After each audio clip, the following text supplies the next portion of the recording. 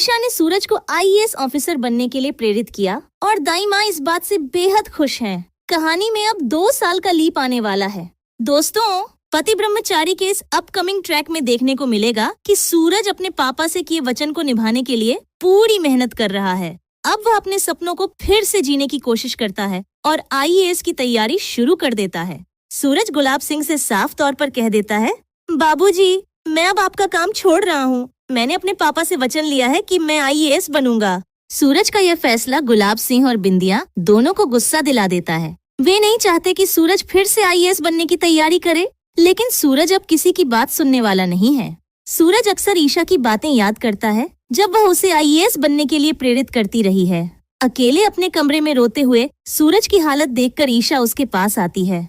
वह कहती है कि वह जानती है कि सूरज पापा की इच्छा के अनुसार पढ़ाई करना नहीं चाहता, लेकिन उसे अपने वचन को निभाना होगा। ईशा सूरज से कहती है कि वह खुद भी आईएएस की तैयारी करेगी। जब सूरज पढ़ाई करेगा तो वह दोनों मिलकर तैयारी करेंगे। ईशा हर कदम पर उसका साथ देने का वादा करती है और सूरज को हौसला देती है। ईशा की बातें सुनकर सूरज के अंदर नई ताकत आती है। उसे महसूस होता है कि कम से कम ईशा तो हमेशा उसके साथ है। अब सवाल ये है कि सूरज फिर से आईएएस कैसे बनेगा। उसे दोबारा पढ़ाई करनी होगी और इस बार वह ईशा के साथ मिलकर तैयारी शुरू करता है। इस बीच कहानी में जल्द ही 2 साल का लीप देखने को मिलेगा। लीप से पहले गुलाब सिंह और बिंदिया सूरज को एक मर्डर केस में फंसाने की साजिश रचते हैं। उन्हें पता है कि सूरज अब गुंडागर्दी छोड़कर अपने पापा के वचन निभाना चाहता है और आईएएस बनने का सपना देख रहा है। उन्हें यह भी पता है कि सूरज को हौसला ईशा दे रही है, इसलिए दोनों सूरज और ईशा को मुश्किल में डालने की कोशिश करते हैं।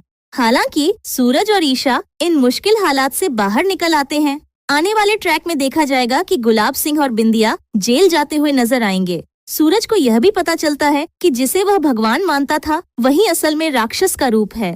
ईशा पहले से जानती थी कि उसके पिता क्या कर सकते हैं और उनका मन क्या सोचता है, लेकिन सूरज अभी तक गुलाब सिंह का असली चेहरा नहीं देख पाया था। वह सिर्फ उस दिन को याद करता है जब उसके पास कोई भी सहारा नहीं था। उस समय उसके पापा और कॉलेज के दोस्त सबने उसका साथ छोड़ दिया था और केवल गुलाब सिंह ही उसके पास खड़े थे।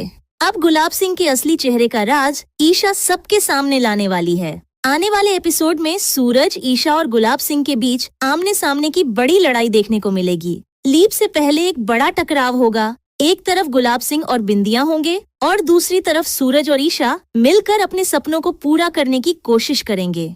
इस बीच दाई माँ भी पूरी तरह से ईशा को अपनी बहू के रूप में स्वीकार कर लेती हैं। उन्हें समझ आ जाता है कि सूरज ईशा के बिना अधूरा है। हर मुश्किल वक्त में ईशा ने सूरज का साथ दिया है।